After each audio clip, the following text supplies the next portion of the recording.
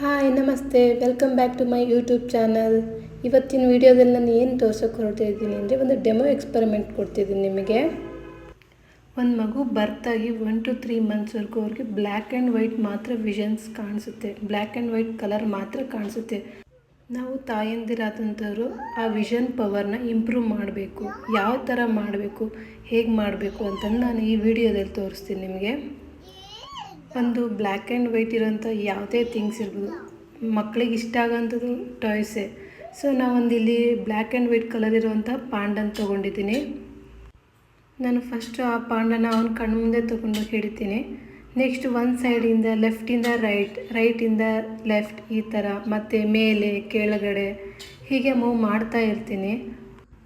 ಮಗು ಕೂಡ ಅದನ್ನೇ ಅಬ್ಸರ್ವ್ ಮಾಡ್ತಿರುತ್ತೆ. ನೆಕ್ಸ್ಟ್ ನಾವು ಅದನ್ನ ಅಲೋನಾಗಿ ಬಿಟ್ಟಿರುವಾಗ 1-2 ಕ್ಷಣ ಬಿಡಬೇಕಾಗುತ್ತೆ, ಒಂದು 5 ಮಿನಿಟ್ಸ್ ಅದೊಂದೇ ಇರಬೇಕಾಗುತ್ತೆ. ಆ ಟೈಮಲ್ಲಿ ಅದ್ರ ಪಕ್ಕ ಇರೋಂಥ ಪಾಂಡನ ಅದು ಟಚ್ ಮಾಡಿಬಿಟ್ಟು ಗ್ರ್ಯಾಬ್ ಮಾಡ್ತಿದೆ. ಆ ಮಗುಗೆ ಆ ಬ್ಲ್ಯಾಕ್ ಆ್ಯಂಡ್ ವೈಟ್ ಇರುವಂತಹ ಪಾಂಡ ಮಾತ್ರ ಕಣ್ಣಿಗೆ ಕಾಣಿಸ್ತಿರುತ್ತೆ. ತಾನು ಕೂಡ ಆ ಕಡೆ ಮೂವ್ ಮಾಡಿಬಿಟ್ಟು ಆ ಥಿಂಗ್ಸ್ನ ಹಿಡ್ಕೊಳ್ಳೋಕೆ ಟ್ರೈ ಮಾಡುತ್ತೆ.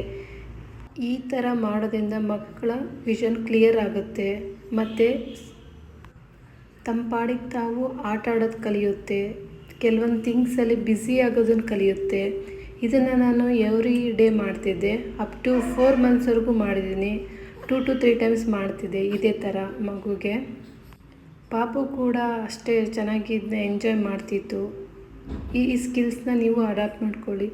ಯಾರ್ದೆಲ್ಲ ಬೇಬಿ 1 to 3 ಮಂತ್ಸ್ವರೆಗೂ ಇರುತ್ತೆ, ಈ ಥರ ಮಾಡಿ ನೀವು ನಿಮ್ಮ ಮಕ್ಕಳ ಜೊತೆಗೆ ಒಂದು ಒಳ್ಳೆಯ ರೀತಿಯಿಂದ ಅವ್ರಗಳ ಜೊತೆಗೆ ಬೆರೆಯೋದನ್ನು ಕಲಿಬೇಕು.